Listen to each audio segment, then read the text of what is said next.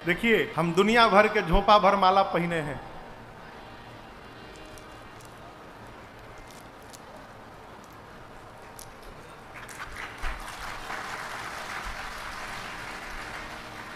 ये तुलसी जी की माला है, ये करियक्का भी तुलसी जी की माला है, काले रंग वाली घी में पकाई गई है इसको।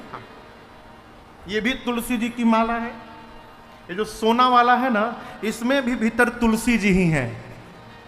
एक और ही माला है सोना का, ये हम नहीं उतार सकते, मजबूरी है, उतारेंगे तो केस हो जाएगा। ये ससुराल की माला है मेरी, मजबूरी होता है। हम क्लियर कर दिए आप लोग को, हाँ, नहीं तो सब तुलसी जी की माला है।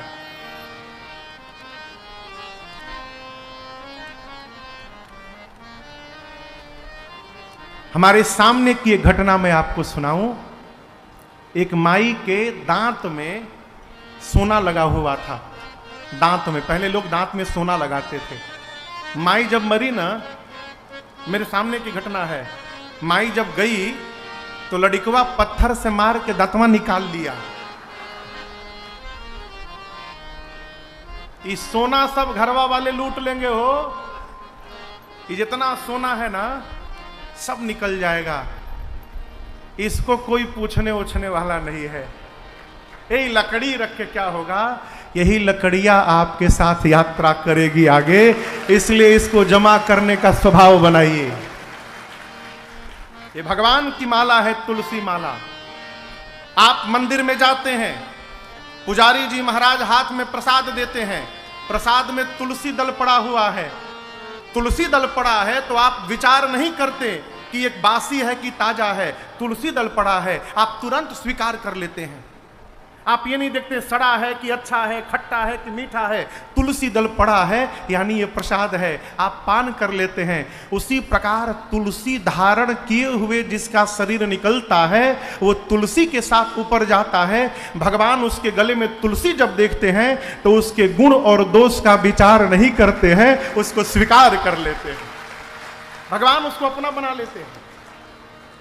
तुलसी धारण किए हुए जिस मनुष्य का प्राण निकल जाए, यमराज के दूत की औकात नहीं कि उसको छू दे। उस जीव के लिए परमात्मा के पार्षद आते हैं और विमान में बिठाकर उसको लेकर जाते हैं।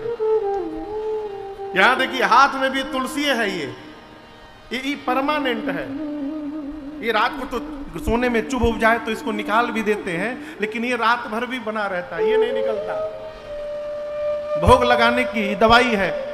अब कहीं रास्ते में पानी पीना है, कहाँ गिलास तुलसी दल खोजेंगे, तुलसी दल लगाएंगे तब ना भोग लगेगा, कहाँ ढूंढेंगे।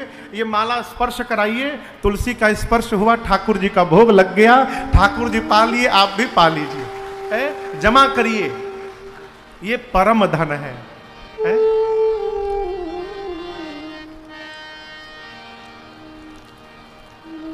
भगवान के आने के बाद अयोध्या वासियों को जो सुख प्राप्त हुआ, जो धन प्राप्त हुआ, माई बाप वो कहने में नहीं आ रहा है।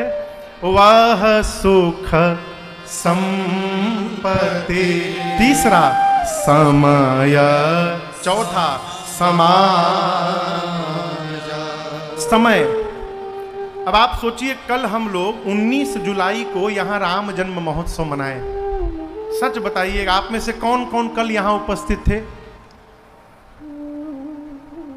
हाथ नीचे करिए। कौन नहीं उपस्थित थे?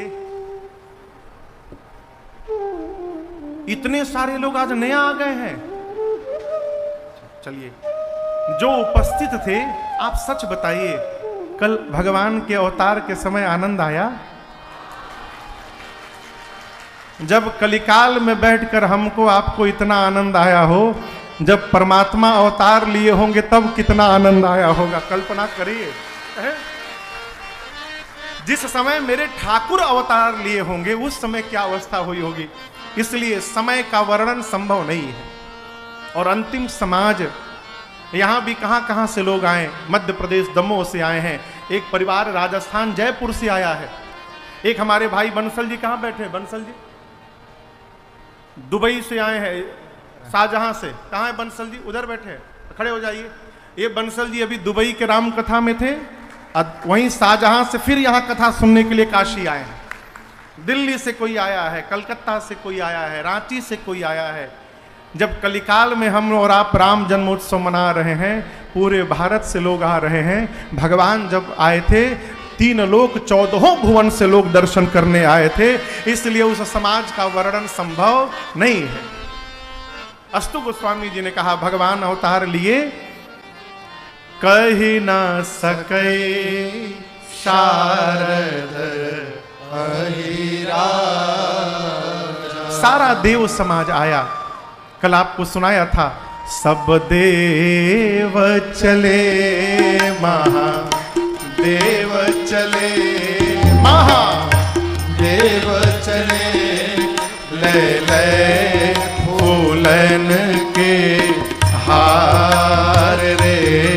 क्यों आ गए राघो सांवरिया, सब देव चले महादेव चले, महादेव चले, ले ले फूलन के हार रे। आ गया सांवरिया, आ गया सांवरिया, आ गया सांवरिया। पूरा देव समाज भगवान के दर्शनार्थ उपस्थित था श्रीधाम अयोध्या जी में। यहां भी देवता होंगे, इस पंडाल में भी होंगे, किसी न किसी रूप में होंगे, लेकिन होंगे अवश्य। इस भ्रम में न रहिएगा। आपके ही बीच में, हमारे आपके बीच में कहीं ना कहीं श्री हनुमान जी महाराज भी बैठे होंगे, निश्चित बैठे होंगे।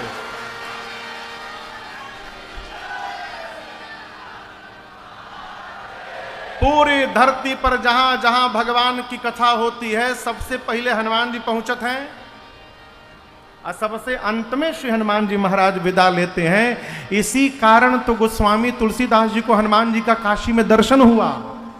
इसी कारण गंगा गोस्वामी तुलसीदास जी महाराज शौच के लिए लोटे में जल लेके गंगा जी पार करके उस पार जाते थे, काशी में नहीं, उस पार।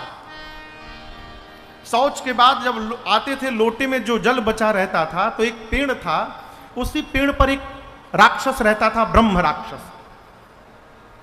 तो जो जल बचता था, पूज्यपाद गोस्वामी जी वो जल उस वृक्ष की जड़ में डाल के चले आते थे, रोज का नियम।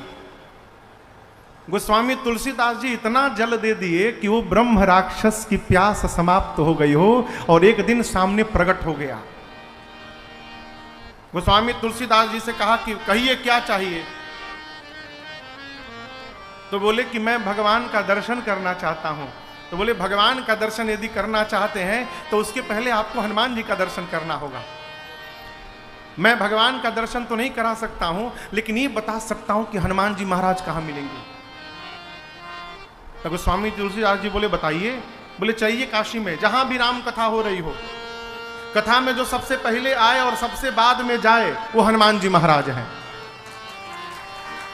गोस्वामी तुलसीदास जी आए तो एक जगह कथा चल रही थी। अब सोचिए ये कैसे पता चलेगा कौन सबसे पहले आया है। तो जाकर कथा में बैठ गए कि जो सबसे बाद में जाएगा वही बजरंगबली है। बैठ गए, कथा पूरी भई, महाराज गए, श्रोता गए। अब बच गए अंत में पांडाल में श्री हनुमान जी महाराज वेश बदल के बैठे थे और पूज्य गोस्वामी तुलसीदास जी महाराज। हनुमान जी बोले गोस्वामी जी को जाओ। गोस्वामी जी बोले हम यहीं रहेंगे, आप जाओ। हनुमान जी का नियम सबसे बाद में जाना है। गोस्वामी जी बोले हम जैबे नहीं करेंगे, आप जाइए, हमको नहीं जाना, हमको यही रहना है। अंत में श्री बजरंगबली ने हनुमान जी महाराज को दर्शन, गोस्वामी जी को दर्शन प्रदान किया है।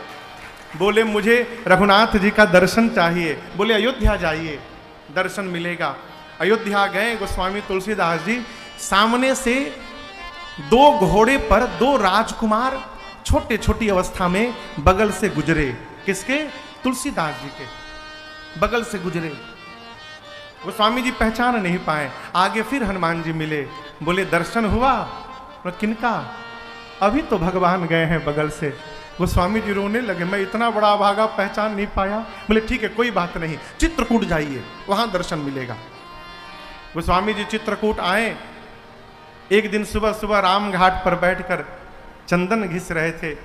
दो सुंदर सुंदर बालक छोटी अवस्था में आकर सामने बैठ करके बोले, बाबा आप हमको भी तिलक लगा देंगे?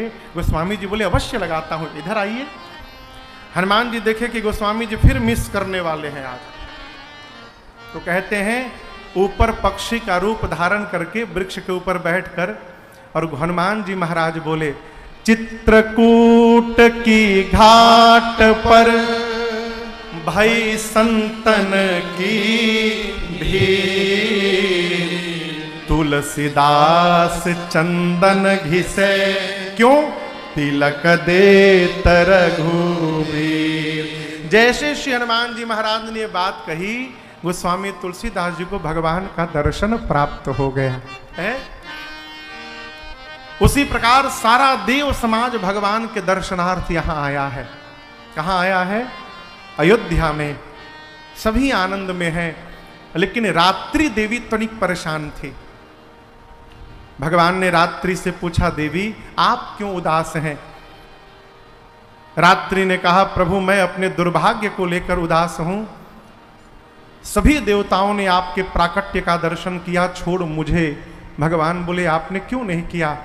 रात्रि बोली, प्रभु आप दिन में प्रकट हुए हैं, मैं दिन में होती नहीं हूं, मैं तो रात्रि में होती हूं, मैं कैसे देखूंगी?